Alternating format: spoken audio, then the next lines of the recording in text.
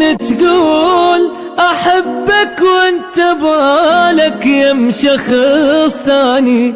من تقول اوافي لك وابد ما توافي لاحضاني، بعد لا كافي وحدنا بس لهنا، هذا الحب تعبت وياه ولازم انسحب اني، يل ما تسوى حنيتي ليش اني عليك ابقى